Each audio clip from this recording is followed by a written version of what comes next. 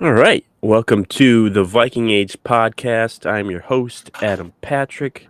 I'm the editor and lead writer for thevikingage.com. And as always, I am joined by my co host, Chris Schad, who writes for us here at the Viking Age, as well as zone coverage and Bring Me the News. Before we start today's show, if you're watching on YouTube, make sure to like this video and subscribe to our channel. If you already are, we thank you very much, and make sure to follow the Viking Age on Twitter and Facebook. And if you can tell, my sinuses are a little groggy right now because I just done with the battle with the COVID. So that was a good time. Don't recommend it. Um, but I'm good now. I'm getting back so I can talk some Vikings. But during my time off, I guess. I was able to watch a bunch of things, one of them being the ESPN Unrivaled documentary about the old Avalanche and Red Wings rivalry back in the day in the NHL. The doc centered around a dirty hit by the Avalanche's Claude Lemieux on Red Wings' Chris Draper in the '96 playoffs, and Lemieux was described in the film as one of the NHL's most hated players during his time in the league. So, Chris, my first question to you is: who is an NFL player that you loved to hate when you were a kid growing up watching football? I think Brett Favre has to top the list, doesn't it? And Yeah, it's funny now because of 2009, everybody kind of loves Brett Favre as far as Vikings fans go. I mean, there's some diehards out there, right? But yeah, I think with Favre, there was a lot of animosity because he was like the leader of the Packers. He was like Darth Vader, if you're talking about a Star Wars reference. hmm You just got such joy out of beating Favre because not only was he good, he was always running around and the announcers were always pumping him up like, Brett Favre is Brett Favre. And when you have Brett Favre, it's Brett Favre. And, bad yeah. John Madden impersonation. But Basically, what Aaron Rodgers is right now, yeah, but I mean, like without the Rodgers is a tattoo. bigger villain than Favre. Yeah, I saw a tweet about that actually, his tattoo, and somebody said, maybe it's designed for somebody to be like, well, what does it mean? I don't know what it means. You know, I am so excited, honestly, for his girlfriend, Blue the Witch, or Sky Blue, or Midnight Blue, or whatever, Blue Balls. I don't know whatever her name is, to like send him to the Nether Realm before a game and not be able to pull him out. Like week one, all of a sudden, where's Aaron? Got a problem, guys. Got a Goes big all problem. Stranger Things on him, yeah. Yeah. Jordan Love's starting. We can't say why. Jordan Love is starting Yeah. against the Vikings, so there's that. Yeah, I'm similar. I don't know if I ever really like hated Favre. I just hated the way that how successful he was. Kind of like growing up, like a lot of people were Michael Jordan fans. I didn't like it because all he did was win, and I'm like, this is Mm-hmm. just boring. Like I don't want to watch him win. So I'd root for like the Sonics and the Jazz and the Spurs and stuff because I'd just be like, I'm over this. So yeah, for me it was Favre. I had Antonio Freeman in there. Dorsey Levens, Leroy Butler, like Were they all Prince. Packers players? Yeah, pretty much. Like, I mean, what am I gonna do? Hate Joey Harrington from the Lions or like I don't know, Jay Cutler, like I don't know, from the Bears. Like maybe some guys from the Bears, like their defense, because they were really good back in the day when they made the Super Bowl. I hated Like Brian Peanut Tillman and Urlacher. yes. Like I hated him because he had that stupid Old Spice commercial too, where it was like, "Behold the sword of Urlacher," and then Urlacher would just be on the screen like, "This is Brian Urlacher. Urlacher, wear the swagger. You wear swagger too. Urlacher, Old Spice." Just like, oh man, somebody take him out, please. Yeah. I can't handle This is this like anymore. who else was on that team? Uh Same thing with like I didn't necessarily hate him, but Devin Hester, I was just so sick. I'm like, stop kicking to him. Like he's gonna return it every time he We gets the hated ball. ourselves more than we hated him. Yeah, Like it's just he was so good, and they just kept kicking to him. You're like, why are you doing this to yourself? This isn't necessary. None every of time. this. Yeah. They're like, So we can stop him. No, you can't. No one can. No one can. Okay. All right, moving on. First topic of the day. Very Vikings related. Not quite. The Panthers finally they traded for Baker Mayfield. after months of speculation and rumors and people being like, they're interested, they're not interested, who maybe they are, maybe they're not. Seahawks are in it. No, they're not. Okay. Um, so yeah, the Panthers traded for Baker Mayfield on Wednesday. They acquired him from the Browns, who sent out a thank you Baker tweet, which was very awkward. Um, they got him in exchange for a conditional 2024 fifth-round draft pick, so pretty cheap. And the deal came a few months after a rumor that the Panthers had called the Vikings about Kirk Cousins, just to probably just see how much they're looking for in a trade, maybe. But shortly after this rumor spread, it was reported that people within Carolina's organization laughed about their rumored interest in a trade for Cousins. Who's laughing now? So looking back, did the Panthers make a mistake by maybe not pursuing more aggressively a trade for Kirk Cousins when they might have had the chance? The thing about that report is right after they laughed, they probably cried because they knew how desperate they were. Like, this is a team that courted Deshaun Watson along with four others. And he went over there and he's like, nah, I don't think I'll play here. No. Matt Rule is kind of a buffoon. Like, they probably went through the checklist like every team. Like, okay, why would we get Kirk Cousins? We can get Russell Wilson. No, that didn't work. Okay, well, we'll get Deshaun Watson. No, that didn't work. Carson Wentz. No, Matt Ryan. Matt Ryan. No, shoot. Did you get it? No. We didn't really like the quarterback class. Baker Mayfield. Welcome to the team, Baker. Welcome to the team. Like, it's such a desperate move. And I think people crap on Baker a lot because of what happened last season on and off the field. Yeah. I'll tell you right now, I don't think that Browns locker room is stable at all. Like, with definitely not now. Like, and it's so shocking too, because we always look at Kevin Stefanski as like this alternate universe, right? Where everything was going to be fine. Everything was going to be, calm without Mike Zimmer and everything else. And it is just a dumpster fire over there. I don't even know if Baker is the sole problem. It's ownership. It's the coaching staff in a way. It's a lot of combustible personalities in Myles Garrett, Jadeveon Clowney, a lot of things that are going wrong. So, and his shoulder was hanging on by a thread last year. Yeah. So, I mean, people rightfully jump on Baker because of its attitude, because I think that can rub people the wrong way. But it was so weird that he just didn't get traded at some point. And finally, he found a home in Carolina, which I don't know if it's the best situation for him, but we're going to find out. Yeah, it's weird. It's definitely not the best situation, but it is in a sense that he gets to play, which he's going to probably start. I think it's hilarious when like a bunch of NFL insiders came out afterwards like, this is going to be a competition. Oh, really? They traded for a quarterback in July because they wanted to have someone who started their entire career, because they want to have a competition with Sam Darnold, someone who they benched for Cam Newton, who has been terrible the last 2 years. But yeah, it's going to be Sam Darnold had a good spring in shorts, so it's going to be a full-on competition. Okay.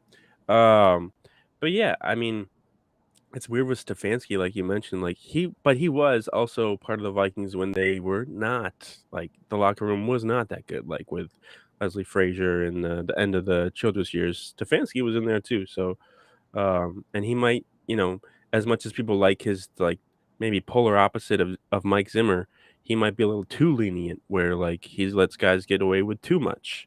And that's something we'll have to watch with Kevin O'Connell too, because a lot of people like how nice he is and how down to earth he is, and like that's good for like a certain degree, but at what point does that do players begin to take advantage of that and abuse that relationship? But yeah, the whole Baker thing's weird. And like with the Panthers, yeah, like what did they look at themselves and be like, we're a great organization, we've won 5 games in each of the last 2 seasons, this is where everyone wants to come to play?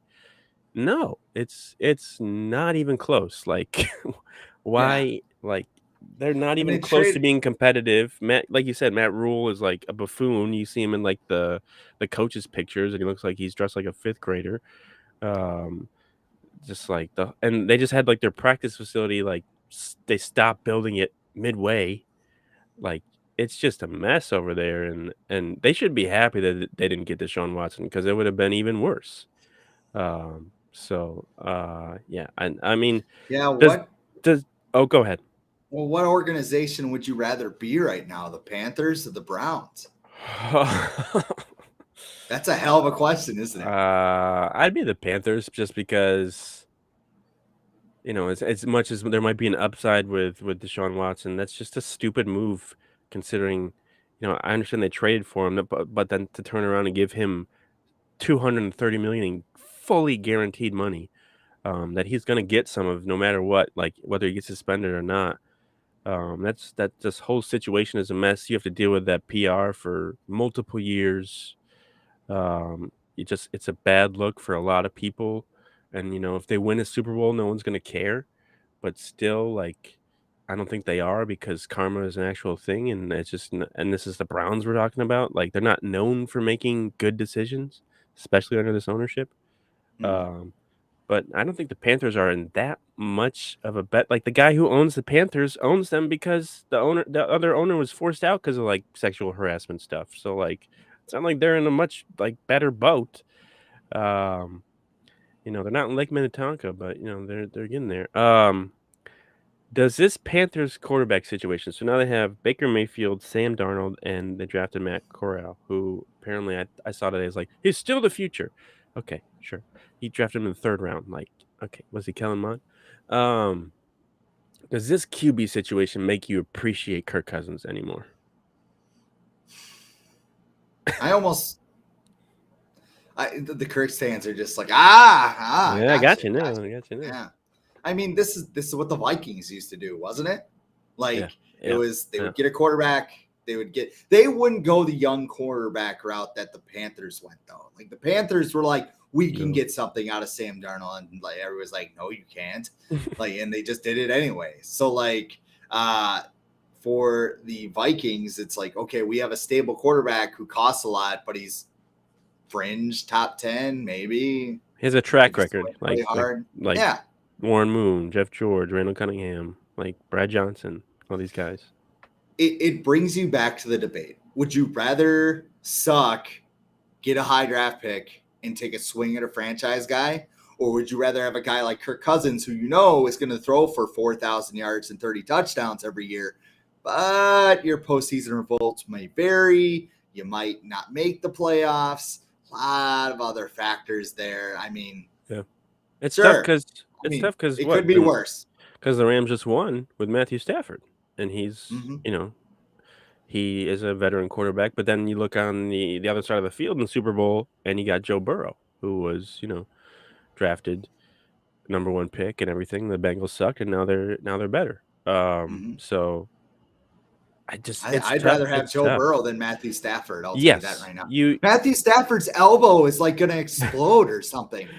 if Like you're gonna he's go yeah, if you're gonna go the yeah, veteran route, it's either you have to get someone who's very good and Matt like tier 1 or tier 2, and right now and I'd say Stafford's probably like that tier 2 because he won the Super Bowl. and you have to be ready to win right away. When Yeah, the Vikings first got Cousins, they were ready to win. It was yeah, coming off yeah, 2017. They went to the NFC Championship game. They had a lot of cheap contracts, and paying Kirk Cousins didn't really hurt. Where the Vikings screwed up is the 2-year extension coming off of the Kyle Rudolph push off mm, in New Orleans, mhm, and then extending him after this year. And yeah, I don't know if this year will be a mistake. We're going to find out with Kevin O'Connell, but it's just they believe their own newspaper clippings that this is a dominant team. This is the same team from 2017, not taking into account that everybody is making more money and everybody is 5 years older. yeah, they're just right now you could say that they're treading water and hoping that, they catch a break and catch a nice wave to bring them in the right direction, I guess, to keep the water metaphors going. Specifically on Mayfield, do you think he'll succeed in Carolina? Like, he's been doubted before, like in his career, and he's been able to like take that doubt and turn it into success. You look at Oklahoma, and even with the Browns, like you go to the Browns, it's thought of as like a QB wasteland, and he was able to help them get to the playoffs. Sporting cast. It's not Okay, terrible. yeah, it could be worse. I I would mean, I would argue that it DJ might. Moore is Yeah. probably an average receiver. Robbie, I mean, remember the game against Vikings Panthers games? Like the Yep. Panthers wide receivers dropped everything, and then you have Matt Rule who hired Bob McAdoo as his offensive coordinator. It's not an ideal situation at No. all. I would rather have Kevin Stefanski and whatever Cleveland's throwing out. Yeah. Baker to Amari Cooper would have been just fine, wouldn't it? But Oh yeah. Cleveland was just hell bent to get rid of the guy and get the other guy, the adult. The adult. Yeah. He's the He's the adult in the adult in the room. room. Yeah. That's yeah. Yeah. I don't know. I don't know. I look at their division. Like I look at where they got the Falcons, Saints, and Bucks. People are still high on the Bucks. I think the Saints are not going to be good this year. Like a lot of people are still like picking them to kind of be in the hunt. I don't think so. I think Sean Payton makes a big difference for that team. And then the Falcons, they're going to win with I don't even know if they want to win right now, like with Mariota and Desmond Ritter as their quarterback. And did they re-sign Patterson? I think they did. I think they re-signed Cordell Patterson. So yeah, that's who did they draft? Who's the receiver that they drafted from Drake USC? London. Yeah. That's right. So like they got some pieces, but they're nowhere close to being like a playoff team. So like, and then I don't know about the Panthers either. Like they got some playmakers on defense and stuff. Jeremy Chin and who's the corner, Horn, the young kid, Joe Horn's kid. So they JC have Horn. yeah. So they have some playmakers. But yeah, I don't know if the offense it might be similar to how the Browns were, where like it's the defense that kind of carries that team. But like you said, like you got Matt Rule and Ben McAdoo leading the charge there. That's not a really good duo to lead you into success. So I expect if I was Mayfield, I would just play YOLO ball all year, just do whatever. Who cares? Put up stats, have monster games. You're probably going to be somewhere else next year anyways.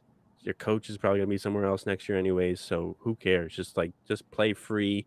Do what Case Keenum did in 2017, where he's not under contract the next year. He can do whatever he wants. What are they going to do? Like bench him? He's already a backup quarterback. So, I mean, just go all out and do whatever. Because when Baker is playing well, he's really good.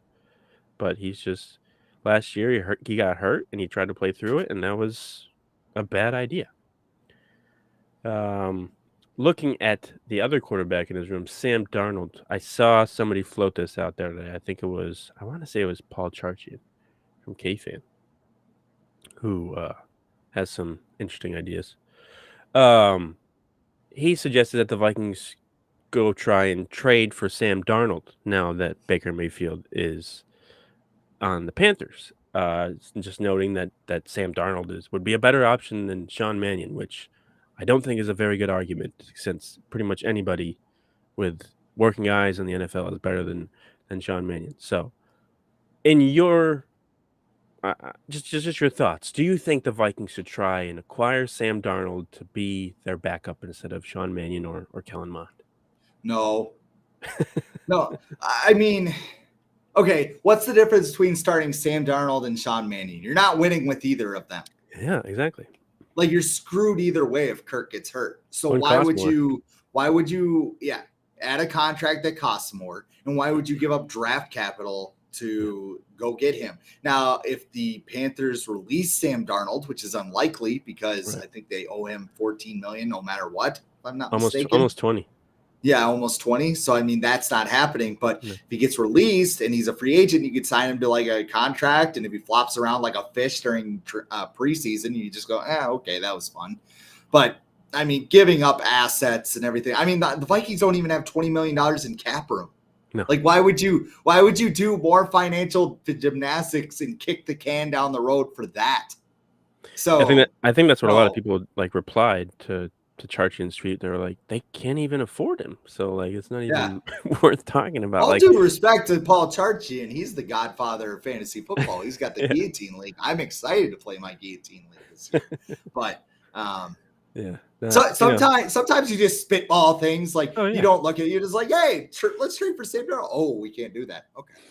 Yeah, and I don't know specifically what he tweeted, but he might have been just like, let's try and acquire him. Maybe he meant like if he does get released, then the Vikings should sign him or whatever. Maybe he did mean it that way.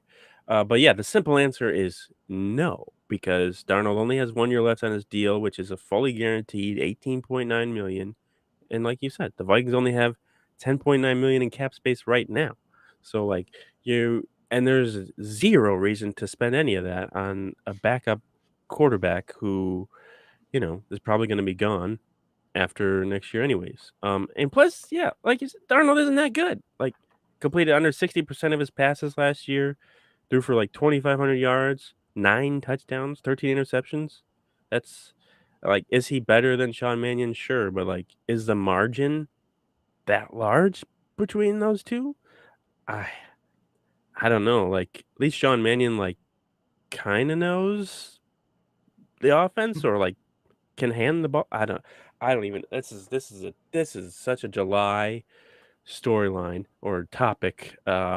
Sean Mannion versus Sam Darnold. Who you got? Sean Mannion's like the Roman Reigns of the Vikings backup quarterback. He's just gonna hold on to it forever and never defend his title with like relevant At least Roman competition. Reigns is entertaining. Sean Mannion is just Yeah, I could he's a watch tough Roman watch. Reigns talk crap I feel all like night long, but yes. I feel like maybe you could say Sean Mannion is more of like I'm trying to think who's kind of boring as a champion, like Drew McIntyre or Sheamus or something like as a champion.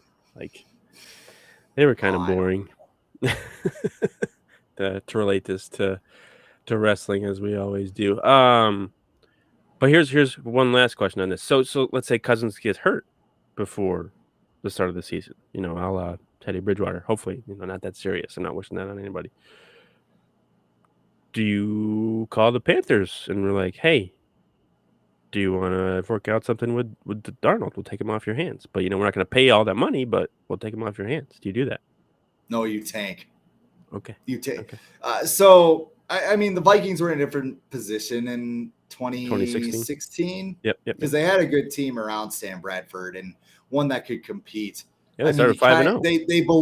they believe they can compete right now, but like the Panthers are going to have your feet to the flames in that situation. They're going to try and make you pay up. Like, you want Sam Darnold? Give us a first round pick. Now, I don't think they'll do that. I think it would be like a second or something. But I mean, they're not going to, like, you're not going to see a deal like this where Baker Mayfield goes to the Panthers for a fifth. Yeah. I mean, half the thing was the Panthers knew they were getting rid of Baker Mayfield.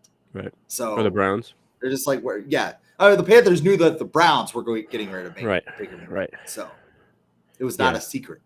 Yeah. I'd rather just let Kellen Mond go out there and see what he can do. Just give him a season of reps, because like at least with Mond, you don't really know his ceiling yet, and he still kind of has a potential.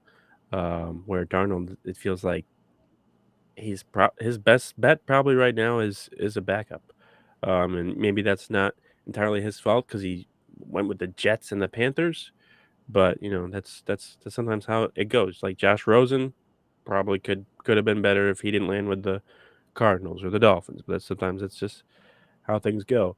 So yeah, don't give them a call. Well, weren't the Panthers the team that the Vikings called about Justin Fields too? Yeah, and they Yeah, lowballed him. yeah. So there's something there's something going on between these two teams where they keep going back and forth.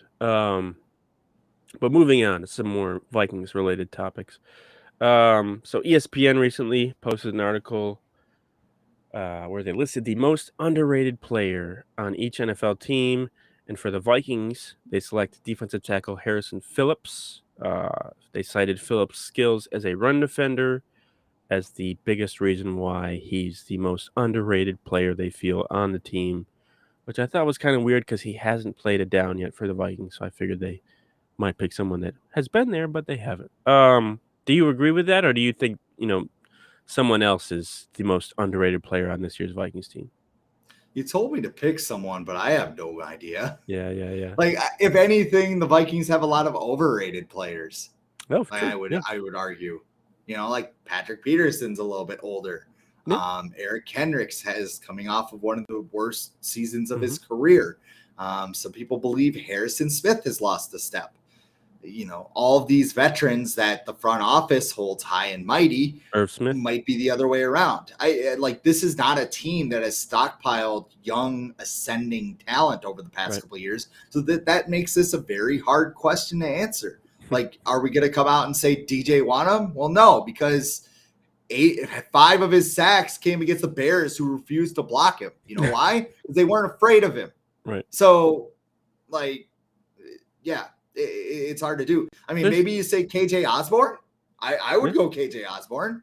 Yeah. I mean, you don't realize it, but he had the most yards for number 3 receiver in franchise history. He gets the Jarius Wright Award, right? Yeah. So, what if we had a receiver like Jarius Wright? No, KJ Osborne is better. So, yeah. I guess if you're kind of thinking through it, that would be my choice, because I think a lot of people pay attention to Justin Jefferson and Adam Thielen, but not so much to Osborne. Yeah, and he kind of came out of nowhere last year. A lot of people picked him to not even make the team. Mm-hmm. And he made the team and just took advantage of his opportunities. And he should, in this offense, which is more 3 receiver sets, he should be able to get a lot more opportunities than he even did last year. I picked Dalvin Tomlinson just because I think a lot of people kind of complained about Michael Pierce and Dalvin Tomlinson last year and like, oh, they didn't even do anything. But Dalvin Tomlinson was like, he was pretty good. He was one of the bright spots on the Vikings defense last season, and he was like the 16th best graded defensive lineman by PFF.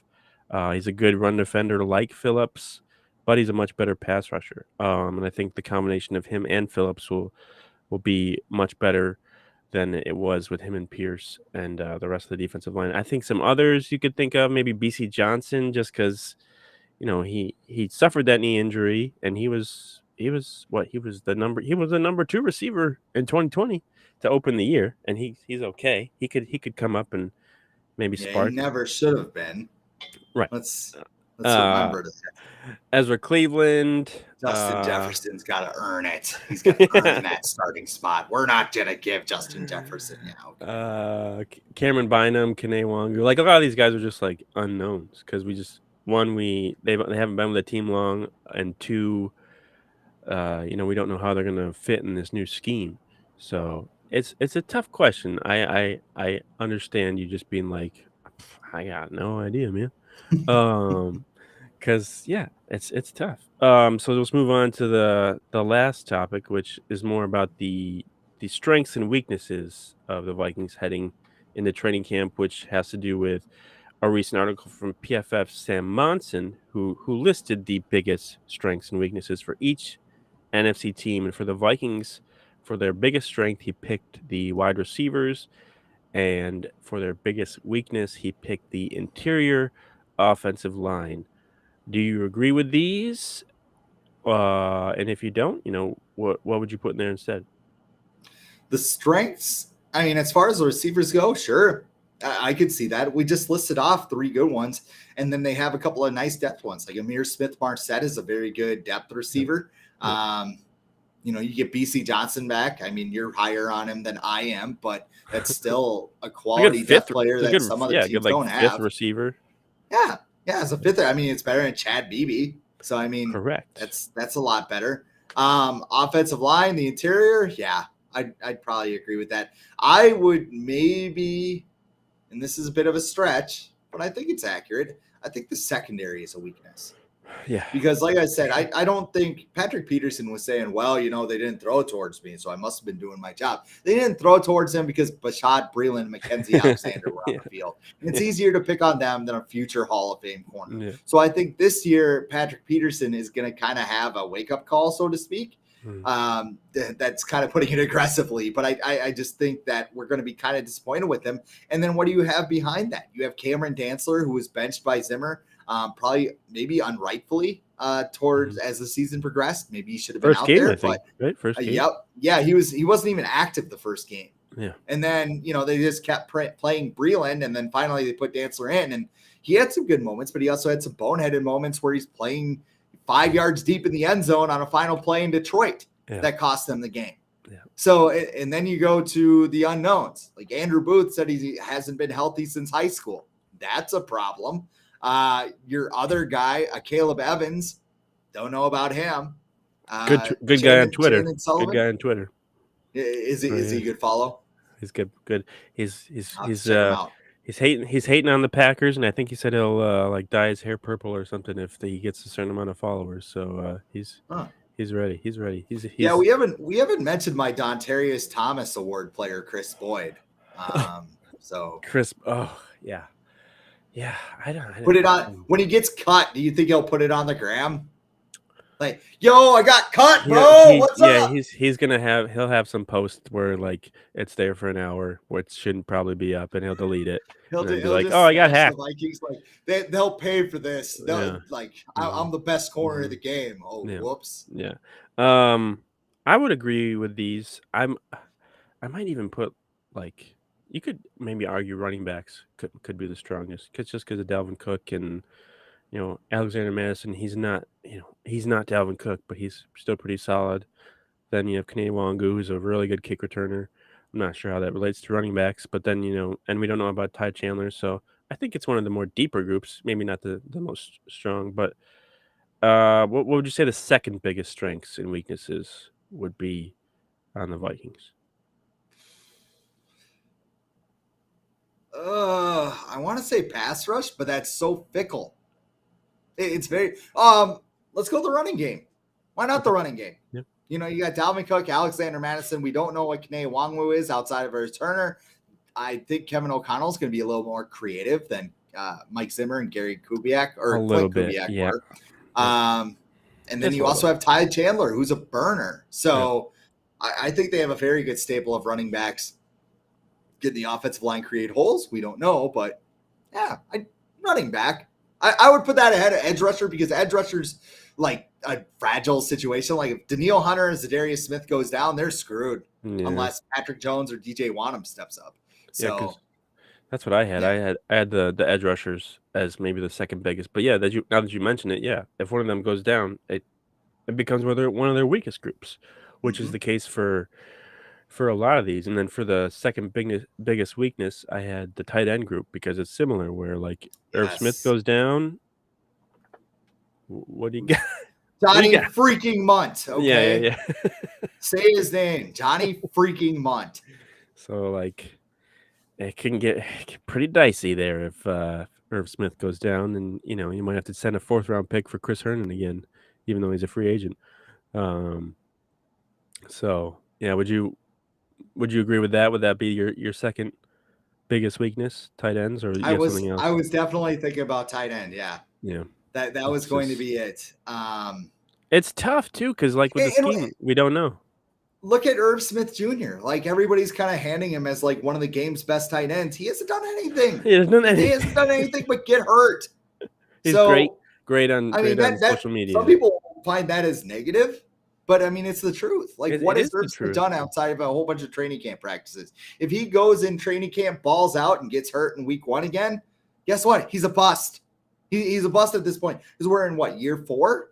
Because his contract's up after this year. So I mean, it's a bad pick, especially when AJ Brown was the next pick. Yeah, I mean, if you want to get crazy, you could call him a bust right now. You could. His best season. I mean, his last season he had 30 catches for 365 yards and 5 touchdowns. Like, I understand. Kyle Rudolph was still there in 2020. This was 2020. But still, like, you're supposed to be, like, he's going to tight end you and everything. And, like, it's supposed to be, like, and I know everyone was getting crazy in training camp last year, but there's been a lot of those in, like, Vikings land where, like, I think Treadwell at one point looked really good in training camp. Dantzler had a really good training camp. Like, training camp means Jordan Taylor, is that his name? Yeah. Like, doesn't mean anything to me once you get on the field, because you're not like, especially nowadays with training camp and practice and how like loose it is and how much lighter and how much like they just emphasize very little contact. And I think it's going to be even more this way with Kevin O'Connell and his staff. It's going to be even more difficult to tell like who's going to be the best guys coming out of training camp, especially in the preseason too. They're not going to play anybody in the preseason. They're not going to risk Justin Jefferson or Kirk Cousins for a couple more reps, in the preseason. So, you got anything else? That is it for me. I Yeah. am in full hockey mode right Oh now yeah. because the Oh yeah. NHL draft is going on and our owner Joe Nelson is on vacation at Bring Me the News. So There you I go. am the sports department right now. I actually, if you've seen me looking down, I have been There paying you go. There you attention go. to the There you go. draft as we've been recording. I So would, Shane yeah. Wright going to the Kraken. He was If supposed to you, be the number 1 overall pick. if you haven't watched that Unrivaled documentary, I would It recommend it. It's it really is good. awesome. Yeah. I'll throw out a couple of thoughts. So I'm like an hour into it because I watch it while I'm working out. Yeah. So I'll just watch it for 30 minutes while I'm on Yeah. the elliptical or something. But that rivalry when I was a kid was so damn good. Like Yeah. I remember seeing the goalie fight and like Oh, growing yeah. up, the Wild didn't exist. So like other teams were kind of like how I followed hockey. I didn't Yeah. follow it closely. And like the goalies could fight. This is awesome. Like why are they're just beating the tar out of Patrick, each other. yeah, Holy crap, yeah. And like They I didn't don't really. They remember the did. Draper hit. I don't They didn't. remember Yeah, any I of didn't that, remember but that it's just either. I didn't know how it escalated. And it's so Right. interesting too. Yeah. Like it's like a wrestling documentary. Oh, like yeah. when you watch the 24 documentaries on I guess it's Yeah. Peacock now. Yeah. Like kind of their origin stories and how it built up, Yep. how they became Yep. wrestlers and Yep. came up with their character and everything. That's what these are. Like how like the build up, like the Oh yeah. Nordiques moving to Colorado. Oh yeah. Oh, And yeah. then starting to butt heads with Detroit, who was in the Western Conference for some yeah. reason. But original 6, baby. Yeah. No, it's really good. Really well put together. Like, I pay attention a lot because I listen to a bunch of, or I watch a bunch of stuff with headphones out on, so I pay attention a lot to like sound design and stuff. Which, if you haven't seen the new Stranger Things, the sound design in that is ridiculous. I don't know if you're into that. But like the sound in this too, like with the dramatic music and everything, it just adds so much more to it. And yeah, like you said, the Draper hit, and then when I saw it too, I was like, that wasn't it wasn't that bad. And then like you see his face, and like you're like, oh, okay, it was pretty bad. The But foot hit didn't look too bad too until you saw it a second time. You're like, oh yeah, he like shoves his head into the turnbuckle oh yeah, yeah, yeah, and yeah. towards Oh the yeah, yeah, animal yeah. steel. And also Where it's got like a knot there and he he's like blood he w- trickling down like his face. he wound up and grabbed his head and like shoved it in the vest. Yeah, Like a that was steel cage match. that was a dirty hit. Yeah, for sure. Yeah. All right, enough hockey talk. Next week we should do on Monday. We should get back to our rewatchables, right? We'll finally do the Blair Walsh game. You want to do that? Yeah. All right, I was we'll do at that. that game. Fun time. I'm sure. All right. COVID. All right. Make sure if you're watching this on YouTube to like this video, subscribe to the channel if you haven't already, follow on Twitter and Facebook. But until next time, Chris and I will talk to you later.